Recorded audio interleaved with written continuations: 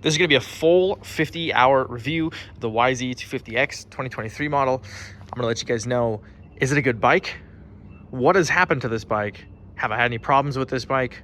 And overall, my thoughts on the 2023 YZ250X. Let's get it.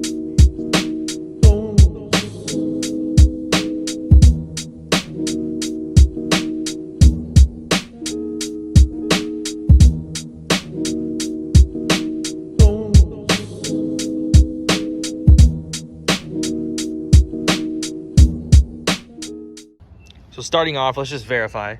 This bike had an hour meter installed on it at probably 3 hours. I broke the bike in and then installed the meter. So it probably has more like 56 hours, even though this reads 53.2. First things first, have I had any issues with the bike? I have had this many issues with this dirt bike in that amount of hours. Now, below in the comments, I'm actually going to link up my maintenance record to this bike so that you guys can actually see what I've done and the intervals I've done it at to make sure that this thing is continually running well. Because honestly, guys, that is at the end of the day, right? That's what's most important. Is any bike that you buy, maintenance is the most important thing. And I think a lot of people don't really think about motorcycle maintenance the way that they should. These things are very, very finite machines, and obviously they have very small tolerances in the motors, and a lot of things can go wrong with them, especially air filters. That's probably the number one thing. I change my air filter, as you guys could see if you check out that document. I change my air filter religiously every other or every ride, depending on the conditions. If it's not dusty at all, I'll go 2 rides. But aside from that, if it's at all dusty, I will change the air filter at least every ride. And that is just one of the biggest things that's going to make a difference in any bike that you buy, right? So moving on, power. The YZ250X, in my opinion, is slightly underpowered, and they actually designed it that way. So let me explain. The regular YZ250X, the Supercross model, which is the Supercross inspired bike from the early 2000s, it's been the same since 2006, and I'm referring to what they would call just a YZ250, right? That bike has, I think it's 2 horsepower or just shy of 2 horsepower more. They make powers in different ranges of the power band, and the way that they've done that is with some timing. They've raised the exhaust port, I believe, in this bike several millimeters, and then the pipe is also different. So there's some things about this bike that have been specifically designed. I'm sure there's more, and if you know more about that, please drop it in the comments. But I do know they made some changes, and you can look at the power graph and see the curve. So this bike comes on much slower, and to be honest, sometimes it's very needed, especially on a hill climb, something like that, to have that extra power. With that being said, it's very unnoticeable to the average rider, to be honest. I've just owned 6 of these bikes, and I can notice that between this versus a YZ250.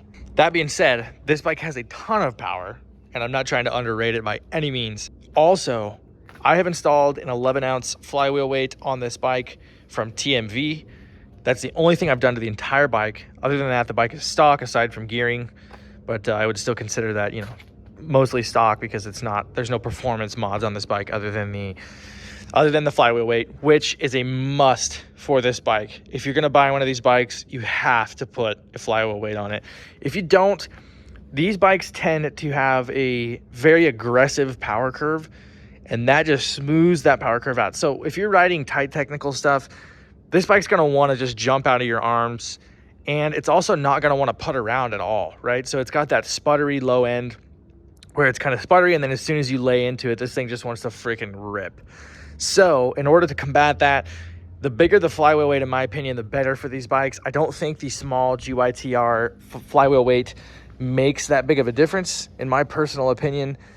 It would for motocross, and for supercross, you could probably notice a smoother power band, but needing that low end and that luggability, you cannot beat having a flywheel weight on one of these bikes. Now, this is probably one of the biggest things for me, and the reason that I actually want to own 2 dirt bikes. I want to buy another 4-stroke, and if you want to drop below what you think I'm going to buy, I'll let you know whether or not you're right in the comments.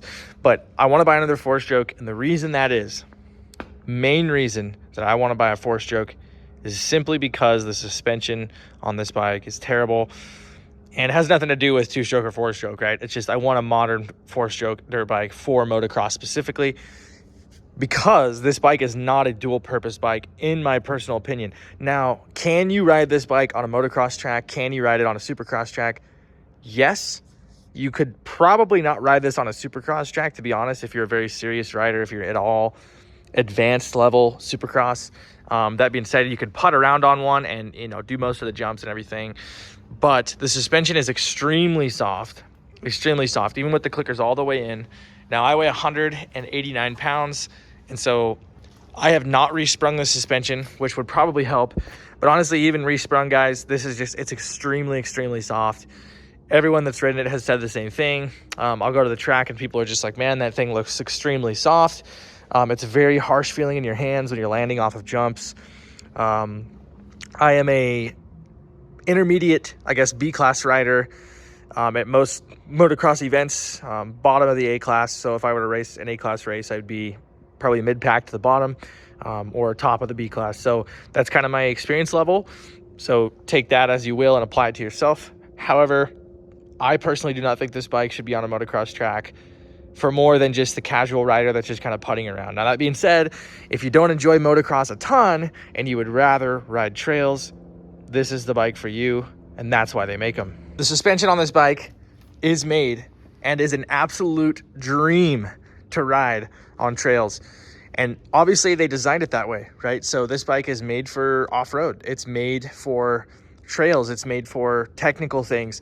This is their flagship model for cross-country / enduro, and that's why Yamaha came out with this bike.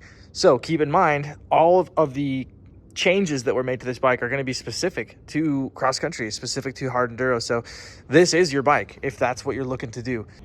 It's got very soft, very plush suspension for the trails that has obviously just as many settings as a motocross bike would.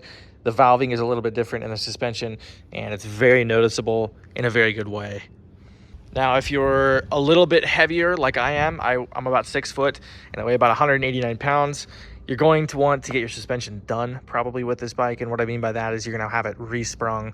I believe the spring rates on this bike come stock for somebody that's around 175 to 180 pounds. And so just that extra 10 pounds plus your gear on you makes you around a 200-pound person. And you're going to want to get your suspension redone. Now, moving on, durability. After 50 hours, has this thing held up? Now, I've taken care of this bike probably more than I have taken care of any other bike in my life, to be honest with you. The older I get, the more I take care of things, and I've taken care of this bike extremely well. With that being said, this bike has been tumbled off of cliffs, flipped upside down in canals for minutes at a time, drugged down sagebrush side hills. This bike has always started, always held up, and always been reliable through all of that. But as I said in the beginning of this video, it only really matters how much maintenance you do on the bike. I've regularly cleaned the spark plug, replaced the spark plug, changed air filters, changed the oil. And honestly, guys, if you do that stuff as you're supposed to do it, you don't need to do anything else. You just have to keep the maintenance up and things will last a lot longer.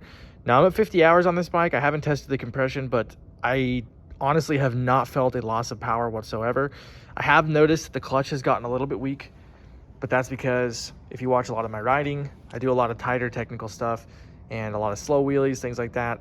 And it requires a lot of clutch work. And I believe that the clutch is getting a little bit tired in this bike. So that's something I'll be replacing this winter. So keep that in mind, about 50 hours there. I don't plan on actually doing a top end on this bike until about 100 hours. I just don't think it needs it, just because I've done so much religious maintenance to it. So with that being said, guys, that is my 50-hour review of the YZ250X. Should you buy this bike? Yes, it's for a certain person, a person that rides a lot of trails, is a fairly casual or even a pro rider, and then also somebody that wants to save some money over a KTM 300, because in my personal opinion, the KTM 300 is a better bike. It just is. They've had years and years and years of dedicated research into those bikes. They're fuel injected. There's things that are just better about them, right? With that being said, I've seen several of these bikes down in Utah right now. They're having blowout sales on 2023 models. They're $5,600. You can't beat that. It's literally half the price of a KTM 300. brand new off the showroom floor. So, and then number 2, guys, would I recommend this bike to other people? Yes, I would. Once again, for the right person. And that's it, guys. That is my 50-hour review of the YZ250X. I hope it's given you some good insight as to whether or not you should purchase one, or if you've purchased one, leave in the comments down below what your experience has been with these bikes. We'll talk soon.